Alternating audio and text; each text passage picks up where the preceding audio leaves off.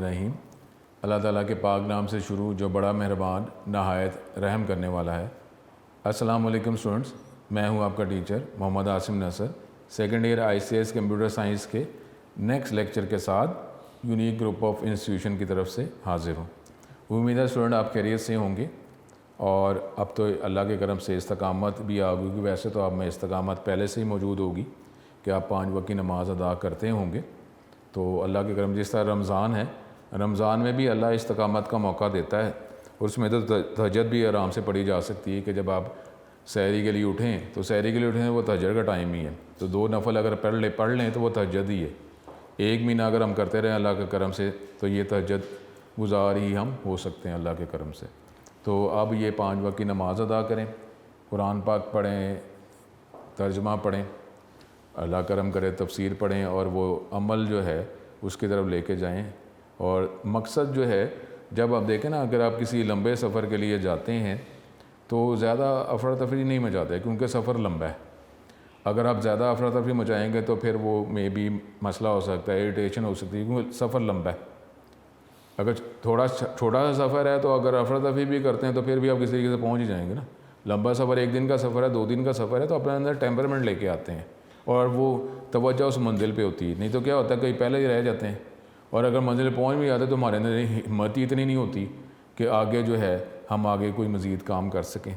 तो इसलिए जो है, जो लंबे सफ़र का खिलाड़ी होता है तो उसके अंदर टेम्परमेंट है। वो दौड़ की बात कर लें, अल्लाह करम करे, जो 1500 मीटर की जो दौड़ होती है तो किस तरह वो टेम्परमेंट से चल रहे होते हैं। जैसे स्टार्ट होती है ना दौड़, तो स्टार्ट में आहिस्ता आहिस्ता साथ से चल रहे होते हैं क्योंकि उन्हें पता है अभी सफ़र लंबा है, सर आराम से।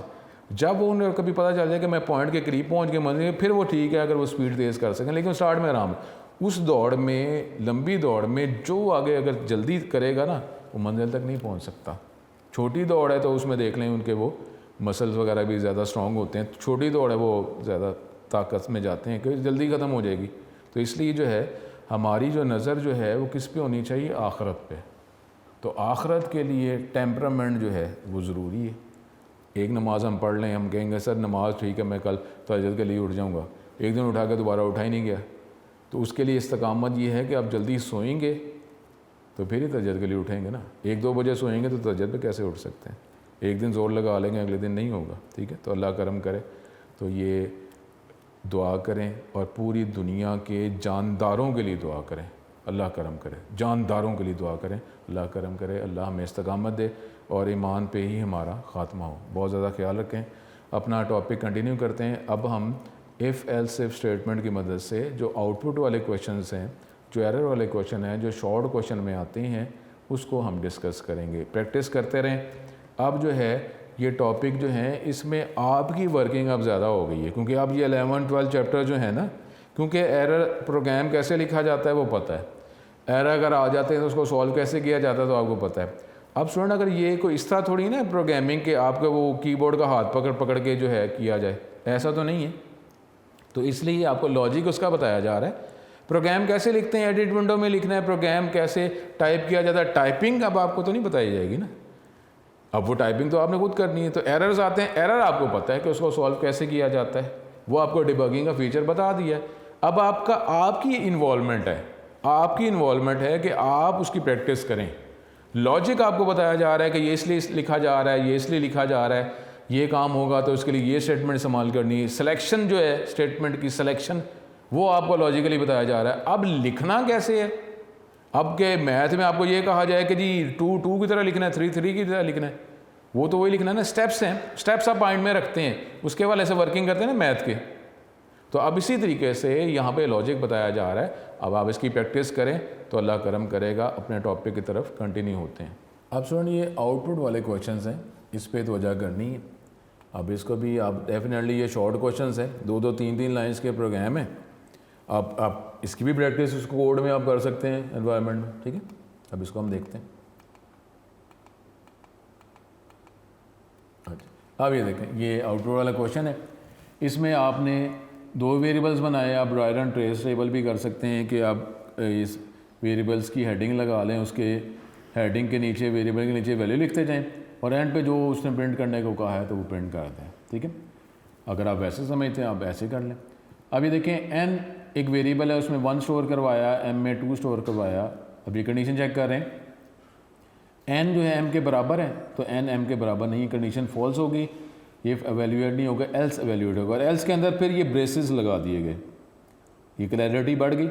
अब एल्स एवेल्यूएट होगा, अब एल्स में आप मज़ीद कंडीशन चेक की जा रही है, n is equal to m-1, क्या n जो है वो m-1 के बराबर है।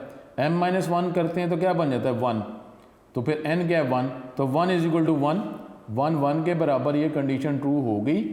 अब ये प्रिंट कर दिया जाएगा, n की वैल्यू 1 और बीच में कोई स्पेस अगर है, कोई बैकस्लैश n नहीं है, m की वैल्यू 2 है, तो ये इकट्ठा ही हमें थोड़ी सी स्पेस अगर समझते हैं तो ये 1 और 2 जो है ये प्रिंट कर दिया गया। तो ये बोर्ड में 2018 में ये क्वेश्चन आया। अब ये टॉपिक जो है ये ऑलरेडी हम कर चुके हुए हैं कि जी नेस्टेड इफ़ को अगर सीक्वेंस ऑफ इफ़ के साथ कंपेयर करते हैं, ठीक है, ये टॉपिक हमने कर लिया हुआ। ये प्रोग्राम जो हमने पहले कर लिए थे, ठीक है। अब ये टॉपिक जो है ये हमने इसको कवर कर लिया। स्टूडेंट अब नेक्स्ट टॉपिक जो है वो अब हम पढ़ते हैं, वो है स्विच स्टेटमेंट का, ठीक है।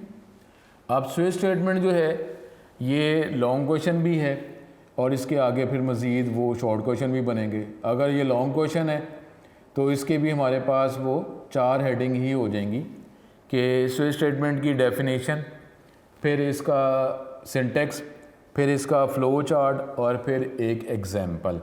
तो ये लॉन्ग क्वेश्चन भी है और ये हमारे पास ये शॉर्ट क्वेश्चन भी होंगे, ठीक है। तो इसको हमने ये देखेंगे। अब सबसे पहले इसका शॉर्ट क्वेश्चन, तो शॉर्ट क्वेश्चन के लिए आप ये जो लाइंस जो हैं ये आप कवर कर लेंगे तो ये शॉर्ट क्वेश्चन हमारा कंप्लीट हो जाएगा। The switch statement can also be use in C to select one of many alternative. जिस तरह इफ़ एल्स इफ़ हमने पढ़ा था उसमें भी एक से ज़्यादा कंडीशंस आप इस्तेमाल कर सकते थे। जो भी कंडीशन ट्रू होती उससे रिलेटेड स्टेटमेंट या ब्लॉक ऑफ स्टेटमेंट ने एवेल्यूएट होना था। अब ये जो है एक और भी एक स्टेटमेंट है जो एक से ज़्यादा अगर ऑल्टरनेटिव्स हों तो उसके लिए हमारे पास एक और ऑप्शन भी है, वो स्विच स्टेटमेंट। लेकिन एक जो फ़र्क है वो स्विच में और इफ़ एल्सिफ में, कि इफ़ एल्सिफ के अंदर जो कंडीशन है उसमें मुख्तलिफ तरह के आप लॉजिकल ऑपरेटर, रिलेशनल ऑपरेटर, किसी भी तरह के वेरिएबल को एक्सप्रेशन में यूज़ कर सकते हैं। और साथ जो है एक कंडीशन में आपने ए और बी को कंपेयर करें सपोज़, दूसरी कंडीशन में आप सी और डी को कर लें, जो मर्ज़ी आप इस्तेमाल करना चाहें, उसमें वैरायटी ज़्यादा है। लेकिन यहाँ पर स्विच स्टेटमेंट के अंदर एक्सप्रेशन एक ही रहेगा और उसकी वैल्यूज़ को चेक किया जाएगा, ठीक है, एक। और उसके अंदर एक और भी इसमें जो फ़र्क है, like if statement it is also a conditional statement that compares the value of an expression against A list of cases. जो एक्सप्रेशन की वैल्यूज़ है उसको मुख्तलिफ उसी वैल्यूज़ को, कि अगर वैल्यू 1 है तो ये कर दो, ये जो एक्सप्रेशन है इसका जवाब 2 आया तो ये कर दो, इस एक्सप्रेशन का जवाब 3 आया तो ये कर दो। एक्सप्रेशन वही रहेगा, उसकी आगे वैल्यूज़ को, लिस्ट को कंपेयर किया जाएगा। अब वो जो जिसको आप कंपेयर कर रहे हैं ना, जो केस मुख्तलिफ सिचुएशन, उसमें भी लिमिटेशन है कि या तो वो इंटीजर टाइप का होगा या कैरेक्टर टाइप का होगा, उसी को कंपेयर कर सकते हैं, ठीक है। इस बात को टेक्निकली माइंड में रखना है कि आप जिन वैल्यूज़ को चेक कर रहे हैं वो वैल्यू या तो लाजमी इंटीजर टाइप की होगी या कैरेक्टर टाइप की होगी, ठीक है। Similarly the value of expression, expression की जो टाइप है वो भी इंटीजर या कैरेक्टर ही होगी। यानी इसमें थोड़ी सी लिमिटेशन है कि एक्सप्रेशन हो जाए या वैल्यूज़ को चेक किया जाए, वो दोनों ही या तो इंटीजर टाइप के होंगे या कैरेक्टर टाइप, और नहीं हो सकता फ्लोट टाइप का, डबल टाइप का नहीं हो सकता। It must not be A double और फ्लोट, कोई भी इंटीजर या कैरेक्टर ही होगा। तो ये हमारे पास ये इतनी जो है ये डेफिनेशन हो गई स्विच स्टेटमेंट की डेफिनेशन। उसके बाद इसका सिंटेक्स, सिंटेक्स जो है ये यहाँ से कंटिन्यू होकर और फिर ये यहाँ तक आ रहा है, ठीक है, ये यहाँ तक, ये हमारे पास ये सिंटेक्स है। अब सिंटेक्स में हमारे पास स्विच एक्सप्रेशन जो है वो लाजमी या तो इंटीजर टाइप का होगा या कैरेक्टर टाइप का होगा। फिर केस का वर्ड लाजमी लिखना है, फिर आगे वैल्यू आएगी कि वैल्यू 1 है 2 है, या अगर कैरेक्टर टाइप है तो सिंगल कोट में लिखा जाएगा। ठीक है, ये अभी परेशान ना हो, अभी एग्जांपल से हम देख लेते हैं। और इसमें एक्स्ट्रा ब्रेक स्टेटमेंट लिखनी पड़ती है, यानी स्विच का एक ये बात भी है, इफ़ जो स्टेटमेंट है उसमें कंडीशन अगर ट्रू हो जाए ना तो उसके बाद जो है वो बाकी ब्लॉक एग्जीक्यूट होते ही नहीं है, बाकी कंडीशन को चेक ही नहीं किया जाता। लेकिन यहाँ पे स्विच के अंदर एक्स्ट्रा ब्रेक स्टेटमेंट लिखनी पड़ती है। अगर आप ब्रेक नहीं लिखेंगे तो ये, अगर यहाँ पे न्यूमेरिक है 1 अगर वैल्यू आ गई है तो ये स्टेटमेंट एग्जीक्यूट होगी और बाकी भी सारी नीचे भी एग्जीक्यूट होती जाएंगी सारी। एंट्री पॉइंट आपका उसी जो वैल्यू जो कंपेयर करता है, तो वैल्यू जिसके साथ मैच कर जाए तो वही ब्लॉक एवेल्यूएट होगा। लेकिन अगर आप ब्रेक नहीं लगाते बाकी सारे भी एंड ऑफ जो है ये इसका स्विच स्टेटमेंट तक एंड तक सारी स्टेटमेंट एवेल्यूएट हो जाएंगी, एग्जीक्यूट हो जाएंगी। तो इसलिए ब्रेक लिखना पड़ता है। इफ़ स्टेटमेंट के अंदर ब्रेक नहीं लिखना पड़ता, जैसे एक ब्लॉक एक कंडीशन ट्रू हो जाती है, स्टेटमेंट या स्टेटमेंट एग्जीक्यूट होती हैं, बाकी कोई कंडीशन ट्रू हो ही नहीं सकती, चेक ही नहीं किया जाएगा, कोई ब्लॉक एग्जीक्यूट ही नहीं होगा। लेकिन यहाँ पे एक्स्ट्रा ब्रेक लगाना पड़ता है। द वैल्यू ऑफ एक्सप्रेशन, ये सिंटेक्स हो गया। The value of expression is compare to each case label. The statement following the first label with a matching evaluated value are executed. ये आपके समझाने के लिए until a break statement is encountered. अब ये ब्रेक स्टेटमेंट का ये अलग से शॉर्ट क्वेश्चन भी हो सकता है। यहाँ पे अगर आप ब्रेक स्टेटमेंट का अगर आप करते हैं ये यहाँ तक, ठीक है, ये हमारे पास ये ब्रेक स्टेटमेंट का अलग से शॉर्ट क्वेश्चन भी है। The break statement causes the rest of the switch statement to be skipped. Break statement जो है बाकी जितनी भी स्टेटमेंट्स हैं स्विच की उसको स्किप करने के लिए इस्तेमाल किया जाता है। अगर सारी ब्रेक स्टेटमेंट को ओमिट कर देते हैं हम, यानी लिखते ही नहीं है, from the switch statement the code from the first to case, जो पहले जो मैचिंग होती है वो तो वैलिड होना कंट्रोल उधर ही जाएगा, लेकिन end of the statement switch statement तक सारी स्टेटमेंट एक तरतीब में एग्जीक्यूट हो जाएंगी। तो ये 3 लाइनें ब्रेक स्टेटमेंट का शॉर्ट क्वेश्चन है कि हमें इसमें इफ़ की बात अगर करते हैं और स्विच की बात करते हैं, इसमें हर ब्लॉक में, स्विच के हर ब्लॉक में आखिर में आपको ब्रेक की स्टेटमेंट लिखनी पड़ती है। तो फिर ही बाकी जो ब्लॉक जो हैं वो वैल्यूएट नहीं होंगे, अदरवाइज ने सारी स्टेटमेंट को एग्जीक्यूटेबल स्टेटमेंट सारों को एग्जीक्यूट कर देना है। ठीक है, उसके बाद हमारे पास एक ये डिफ़ॉल्ट भी एक वर्ड आ गया।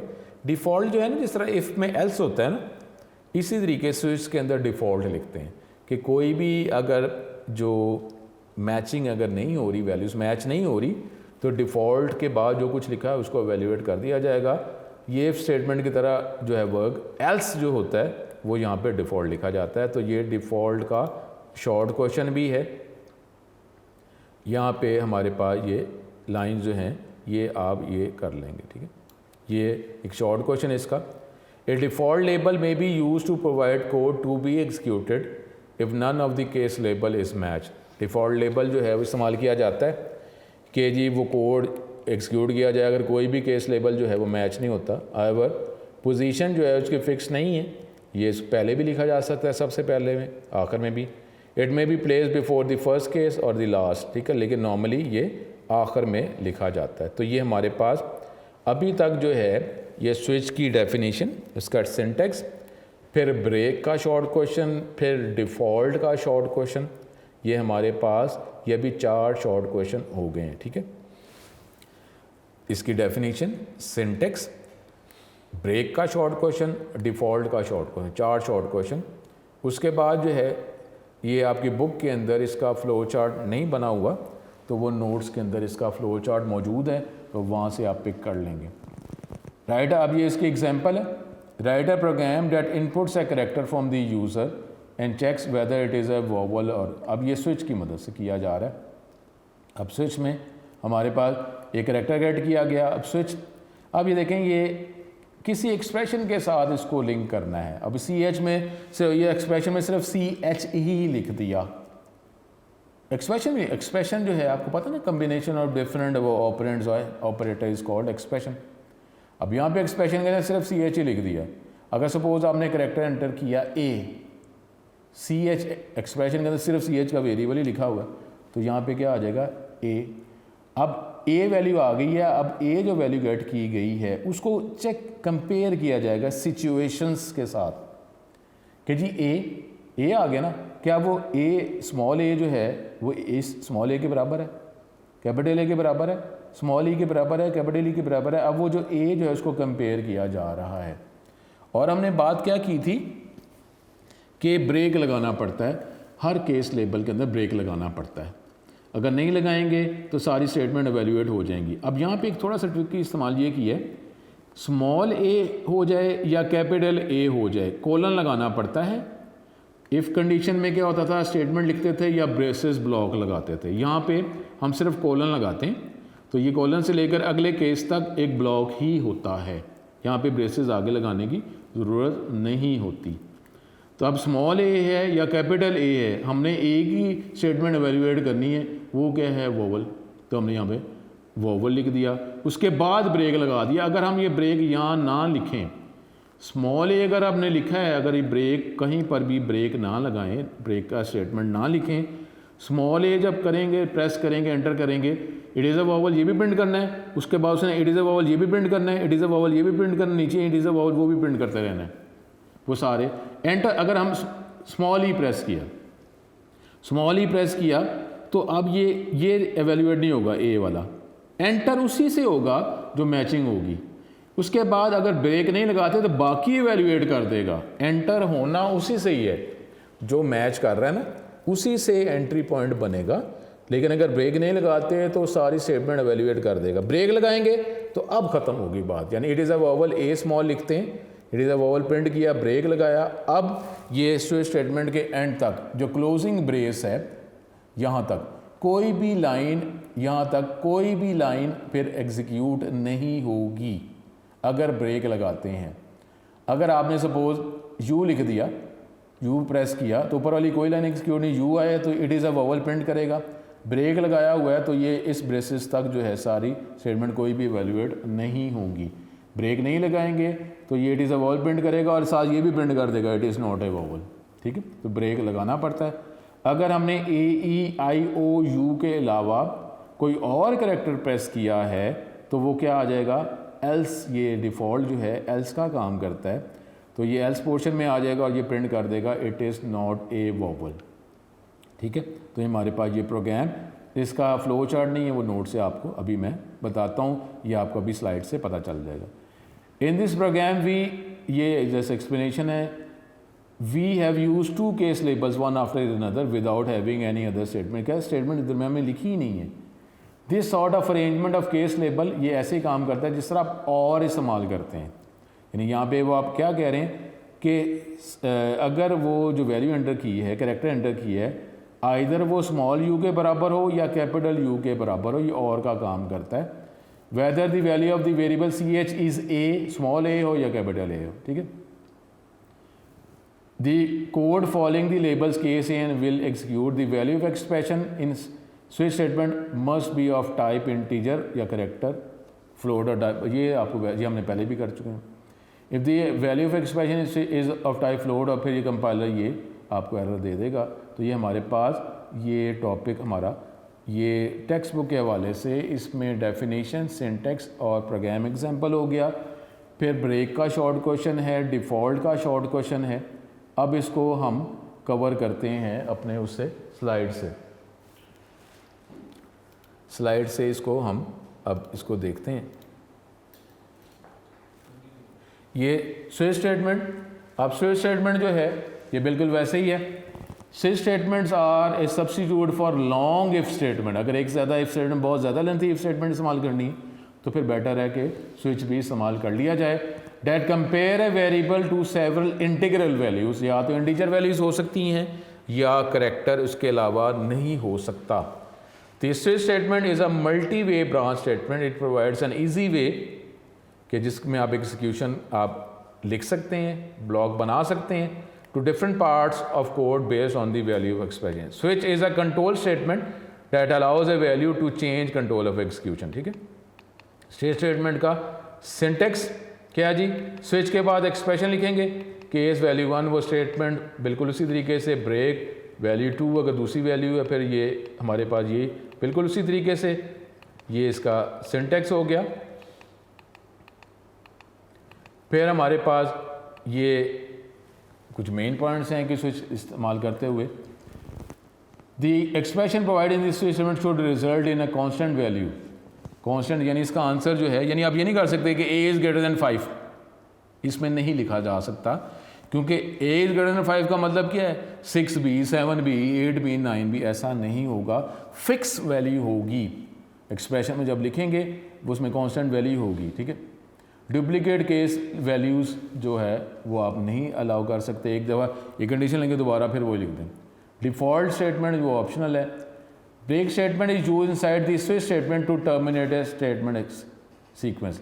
When a break statement is reach the switch terminates, switch terminate हो जाएगा और the flow of control jumps to the next line following the switch statement. Switch statement के बाद अगर कोई स्टेटमेंट लिखी हुई है तो उसको एवेल्युएट किया जाएगा। ब्रेक स्टेटमेंट जो है वो स्विच स्टेटमेंट को ही टर्मिनेट कर देता है। वैसे ब्रेक स्टेटमेंट जो है ब्लॉक जो एग्जीक्यूट हो रहा होता है उसको ख़त्म करता है, और ये ब्लॉक इसका एग्जीक्यूट हो रहा था स्विच का, उसको ख़त्म कर देगा। ये ब्रेक स्टेटमेंट किसी भी ब्लॉक को एवेल्युएट ख़त्म करने के लिए होता है।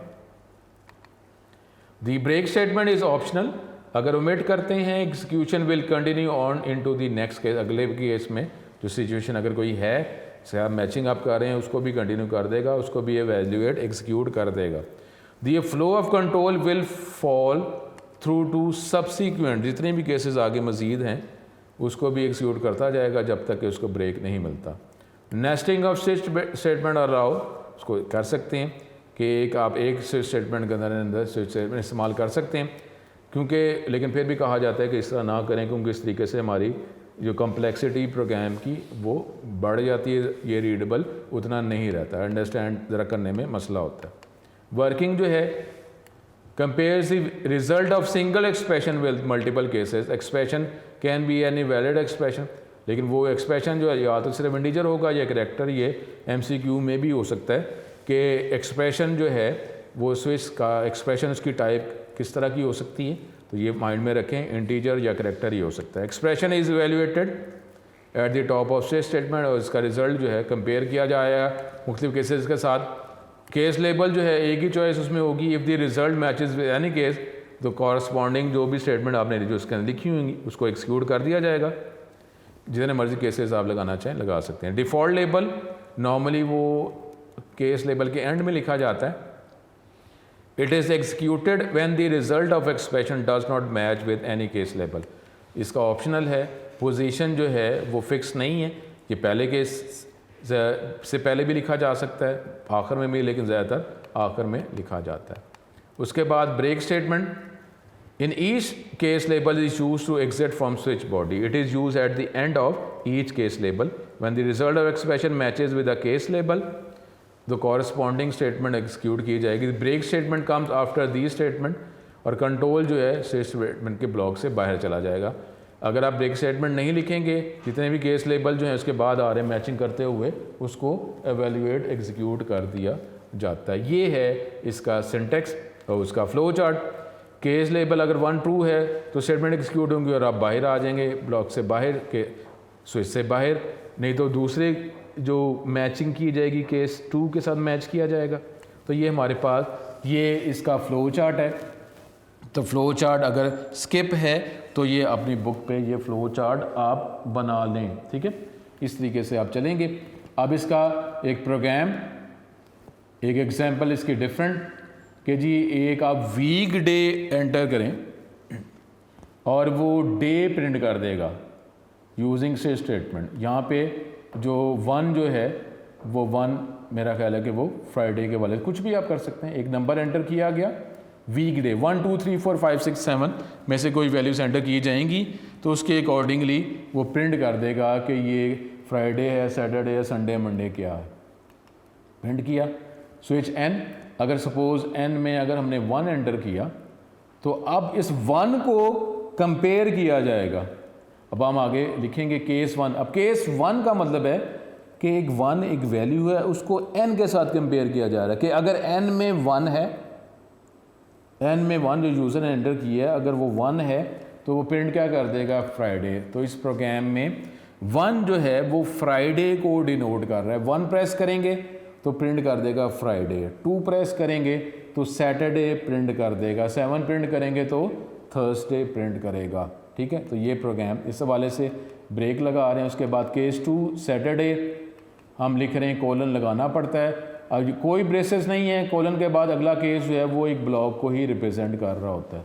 हमारे पास ये, अगर हमारे पास 3 आपने वैल्यू है तो फिर ये संडे प्रिंट हो जाएगा, 4 है तो ये मंडे। ठीक है, इस तरीके से ये वर्किंग इसकी होती जाएगी। मंडे, फिर ट्यूसडे, फिर 6 है तो वेडनेसडे, 7 है तो अब थर्सडे। डिफ़ॉल्ट अगर आप इसमें से कोई भी वैल्यूज एंटर नहीं कर रहे तो फिर वो इनवैलिड नंबर आपको शो कर देगा। ठीक है, ये हमारे पास ये 4 हिस्से पूरे हो गए, डेफिनेशन, सिंटैक्स, फ्लो चार्ट और कोई प्रोग्राम की एग्जांपल। अब ये आगे मज़ीद इस स्विच से रिलेटेड ये programmes that inputs a character from user and find weather it is a vowel और कंसोनेंट। ठीक है, ये बोर्ड में भी ये क्वेश्चन आया हुआ है। तो अब इसमें एक अल्फ़ाबेट एंटर किया गया स्विच, और इसमें आप फिर केस ए, अब इसको कंपेयर कर रहे हैं, स्मॉल ए है, कैपिटल ए है, इसको कंपेयर कर रहे हैं तो आप वोवल, फिर आप ई के साथ कंपेयर कर रहे हैं कि ये हमारे पास, फिर आई के साथ कंपेयर कर रहे हैं, चाहे स्मॉल आई है, कैपिटल आई है, इस तरीके से ए, ई, आई, ओ, यू। उसके बाद एल्स पोर्शन है कि जी आपने इसमें से कोई करैक्टर एंटर नहीं किया तो ये आपको ये प्रिंट कर देगा ये कंसोनेंट। ठीक है, तो ये हमारे पास ये प्रोग्राम। अब ये 2 नंबर एंटर करने और फिर यूज़र से चॉइस पूछा जाएगा। यूज़र 1 एंटर करेंगे तो वो सम प्रिंट करेगा नंबर का, 2 एंटर करेंगे तो सब्ट्रैक्ट करेगा, 3 एंटर प्रेस करेंगे मल्टीप्लाई करेगा, 4 एंटर करेंगे तो डिवाइड करेगा, अदरवाइज़ मैसेज प्रिंट करेगा रॉन्ग आंसर। ठीक है, इसको हम देखते हैं, इसके बाद इसकी थोड़ी सी प्रैक्टिस हम देख लेते हैं। ये प्रोग्राम, इसको आप ये देखते जाएं, करते जाएं, प्रैक्टिस करते जाएं। पहला नंबर एंटर किया, दूसरा नंबर एंटर किया, उसके बाद अब आप ये मज़ीद सिलेक्शंस हैं कि 1 प्रेस करना है, 2 प्रेस करना है, सब्ट्रैक्ट होगा, 3 मल्टीप्लाई, 4 डिवाइड, और आपको चॉइस बताया जा रहा है कि 1 से 4 एंटर कर दें। ये किस्म का मेन्यू सा बन रहा है। अब 1 प्रेस करेंगे तो वो इसको ऐड कर देगा, 2 प्रेस करेंगे तो इसको सब्ट्रैक्ट कर देगा दोनों को आपस में।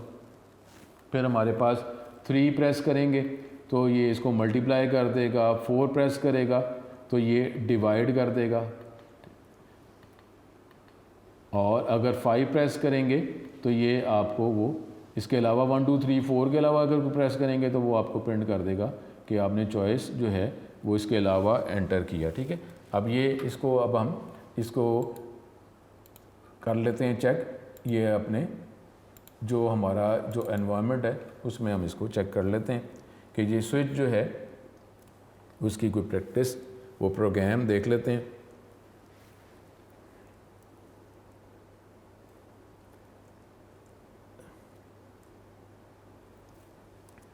ये हमारे पास ये पहला प्रोग्राम, इसको देख लेते हैं। ये हमने वैल्यू एंटर की। ठीक है, इस तरीके से ये हमारा प्रोग्राम चल रहा है। ये अगर हम प्रोग्राम चलाते हैं, पहले वीकडे एंटर कर रहा है ये प्रोग्राम कि कोई भी 1 2 3 एंटर करेंगे, 1 एंटर करेंगे तो वो फ्राइडे प्रिंट करेगा। ठीक है, इस तरीके से इस प्रोग्राम को हम चलाते हैं। ये इसकी आपकी प्रैक्टिस ही है। प्रोग्राम चलाएंगे, वीकडे एंटर किया जा रहा है, 1 अगर हमने एंटर किया तो प्रिंट कर देगा फ्राइडे। उसके बाद 2 एंटर करेंगे तो ये प्रिंट कर देगा सैटरडे। इस तरीके से ये प्रोग्राम चलता जा रहा है। स्टूडेंट, ये अब आपने इसकी प्रैक्टिस करनी, प्रैक्टिस आपकी बढ़ गई हुई है। उसके बाद और हमारे पास प्रोग्राम कोई, ये एंटर एन अल्फ़ाबेट, ये हमारे पास ये टेक्स्ट बुक के अंदर भी है हमारे पास ये प्रोग्राम। ये बोर्ड में ये क्वेश्चन आया भी हुआ है। अब ये प्रोग्राम जब चलाएंगे तो एक करैक्टर एंटर किया जा रहा है। अगर हम ए लिखते हैं, एंटर प्रेस करते हैं, तो ये प्रिंट कर रहा है कि ये वोवल है, ठीक है। कोई और अगर प्रोग्राम चलाते हैं, आई लिखते हैं, अगर वैल्यू लिखते हैं तो फिर भी वो कह रहा है कि ये वोवल है। इसके अलावा कोई और वैल्यू लिख रहे हैं, सपोज़ टी एंटर कर रहे हैं, तो ये वो प्रिंट कर रहा है कि ये वोवल नहीं कंसोनेंट है, ठीक है। इस तरीके से प्रोग्राम आप करते जाएंगे। फिर स्विच का मज़ीद प्रोग्राम, ये नंबर आपने एंटर करना है, 2 नंबर एंटर करने हैं, 2 नंबर एंटर करके फिर मज़ीद आपसे चॉइस पूछी जा रही, ठीक है। इसको हम कर लेते हैं, 2 नंबर एंटर करने और उसके बाद फिर आपसे पूछा जाएगा, 2 नंबर हम एंटर कर लेते हैं, सपोज़ 5 और 2, 2 नंबर एंटर किए। फिर अब आपसे ये ऑप्शन मज़ीद पूछ रहा है कि 1 प्रेस करेंगे तो ये वो ऐड कर देगा, 2 प्रेस करेंगे तो ये सबट्रैक्ट, ये सारी चीज़ें। अब आप मज़ीद ये एक मेन्यू सा आ गया ना। अब मेन्यू जब है, अब सपोज़ अगर 1 आपने लिखा, एंटर प्रेस किया, तो अब वो उसने ऐड किया, 5 और 2 को उसने ऐड कर दिया और 7 जो है वो आंसर आ गया, ठीक है। इस तरीके से लास्ट हमारे पास आज का प्रोग्राम, और ये हमारे पास ये अगर आप प्रोग्राम के जी आपने एक नंबर ऑपरेटर और सेकंड नंबर करना है एंटर, ठीक है। एक नंबर एंटर करेंगे, ऑपरेटर, और फिर जैसे अगर हम 5 + 2 करते हैं, ठीक है। इस प्रोग्राम को हम चलाते हैं, 5 लिखा, फिर मैंने प्लस लिखा, फिर 2 लिखा, तो इसने 5 + 2 = 7। 3 वैल्यूज़ एंटर की जा रही हैं, पहले एक वैल्यू, फिर ऑपरेटर, फिर दूसरी वैल्यू, तो ये आपको ये प्रिंट करता है। तो ये हमारे पास स्टूडेंट, अब इसकी प्रैक्टिस आपने करते रहना है। प्रैक्टिस करने से ही ये टॉपिक सारे क्लियर होंगे। अपना बहुत ज़्यादा ख्याल रखें। आपसे दोबारा मुलाकात होगी। अल्लाह करम करे। अस्सलाम वालेकुम।